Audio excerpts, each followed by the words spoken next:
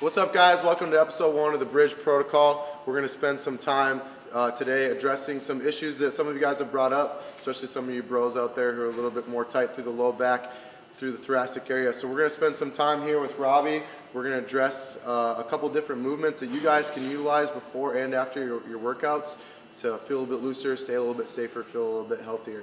We're going to address the low back, the mid back, and then leading down into the hamstrings through some traction and some application. These things you can do with some of these things you can do with a partner. Some of these things you can do on your own. And hopefully this will be useful to you guys. I know these have been useful to me. A little bit of a disclaimer, none of these are ones that I came up with on my own. These are things that I've seen and used from other coaches that have helped me. So take some of that knowledge for yourself and make it work towards you, all right? So the first one we're going to do is going to be a little bit of a partner. And all you're basically going to need for this is just a bench and then someone to help you apply a little bit of a manual pressure. So I'm going to have Robbie lay flat on his back with his legs hanging off towards the end here. And basically for this one, so the psoas runs through our lower back and then kind of wraps down into the front through the pelvis into our quad muscles. So like a lot of times when we do that couch stretch or we do some of those other things and you guys feel that tension through there into that stretch, where a lot of that stemming from is actually the tightness through your lower back. So this will be a little bit, this first one will be a super basic opener that you can do with a partner. Then we're gonna kind of add some tools in there to make it maybe a little bit more torturous or open you up a little bit more. So for this first one, basically we're gonna have that partner do is whatever side they wanna start with. Let's say Robbie's gonna start with his right leg and he's gonna pull it up to his chest and grab it with both his hands. So kind of a pretty easy stretch there. With this other leg, he's just gonna kind of relax out. And basically what you're going to do here as the partner is you're going to apply a little bit of this manual pressure with a little bit of a count. This is going to be somewhat of a variance of P&F stretching or some fascial release therapy, right? So from here, you're just going to kind of place one hand above the knee, and I'm just going to give Robbie a little bit of a count. I'm going to count to about 8 or 10, start applying pressure. So 8, 9, 7, 6, 5, 4, 3, 2, 1, and then when I say go, Robbie's going to push this knee that I have pressure on up towards the ceiling. So go, and 5, 4, 3, 2, 1, and he'll relax, and I'll again apply pressure for 8, 9, 7, 6, 5, 4, 3, 2, 1. He'll pull up again, 5, 4, 3, 2, 1, and relax, bringing that down. And you can do that for, a couple cycles, 3 to 4 cycles on each side. Robbie's pretty loose. He's a pretty mobile athlete, almost sometimes a hypermobile athlete.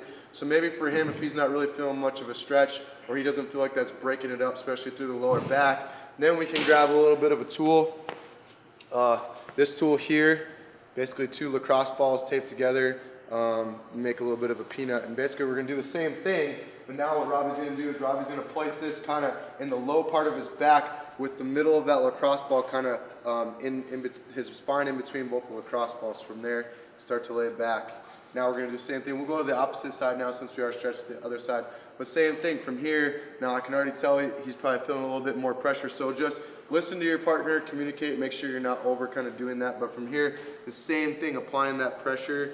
8, 7, 6, 5, 4, 3, 2, 1, and he'll pull. 5, 4, 3, 2, 1, and relax. And 8, 7, 6, 5, 4, 3, 2, 1, and then up pressure. 5, 4, 3, 2, 1. Like I said, you can do that for three or 4 cycles. Now for this one, if you don't have a partner, you can hop up for a second, bud. If you don't have a partner, this is kind of a little makeshift thing that you could do maybe on your own. So if you don't have someone to apply that manual pressure down to your knee, you can set up, what we have set up here is a barbell, and to make sure that the barbell is not coming up, you can kind of put the band over it. But basically Robbie's going to kind of do the same thing. He's going to lay with his legs facing that way. He's going to slide whatever leg's going to be on the bottom. He doesn't need the peanut right now, I can take that. Whatever leg's going to be on the bottom, he can kind of slide that forward. And actually get up real quick, I'll scoot the bench forward a little bit. Here, scoot that bench forward a little bit. That way you can get so underneath here now. Now you can kind of do the same thing. So that bar is going to be pulling down on that one leg as he kind of lays back and pulls the other one up. And then if he wants to kind of apply a little bit of pressure, he can start to pull that knee up against this leg up against the barbell for 5-6 seconds and then relax, kind of pull it down So if you don't have a partner and you need someone to kind of add that little bit of pressure, that's the other variance you can do for that. So the other one, we're going to come over here to the other side. Now after you've done that, after we've kind of loosened that stuff up, a lot of times what can happen a little bit is once we start to break that stuff up and it starts to get released, the body's kind of like, hey, what's going on? So the body can sometimes even start to contract it in even more because we're maybe a little tender in those areas and the brain's kind of wondering what's going on. So what we can do, what's really good for you, is to do a little bit of kind of traction here on the rig. So what Robbie's going to do is he's going to lay flat on his back with his feet down towards the rig here, completely out. And this is really easy to do. Scoot that way for me, Robbie, a little bit. All right, so this is really easy to do. All you're going to need is one big green band, and basically you're going to wrap that band around the bottom of the post. And all you're going to do here is you're going to put one foot inside, and then you kind of crisscross this band over the feet. And we'll do the same thing on the other side, stepping into the band here, and then crisscrossing that over the feet. And then basically what Robbie's going to do is he's just going to kind of scoot himself up that way until he's pulling tension on the rig from there a little bit. Kind of personal preference how you want it, but from there he's just going to pull, he's just going to completely relax. And what that's going to do is that's going to kind of start to pull the tension. So after we've kind of broken that stuff up from the back, now we need to address kind of stretching it out more through the front.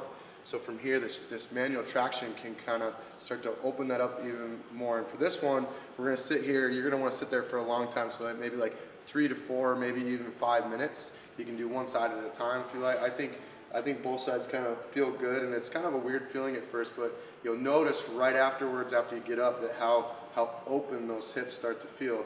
Now, for those of you who are a little bit lighter, maybe some of the girls that want to do this, sometimes what can happen is as soon as you start to pull, that band kind of pulls your whole body down. So you can take like 2 heavier kettlebells and kind of sit them in your armpits and hold on to them so it's not pulling you down. Another thing Robbie can do from here, if he wants to open up his back a little bit, is he can start to sit up and kind of one of those things where he's kind of starting to reach for his toes. So from here, he's pulling traction and kind of letting that pull forward so we can kind of start to open some of this stuff up through the back. And maybe, so you probably, chances are most of you, especially if you drop that head, you're going to feel it through your neck a little bit. It might feel a little uncomfortable, but it's going to start to open that back up a little bit more, even more through there.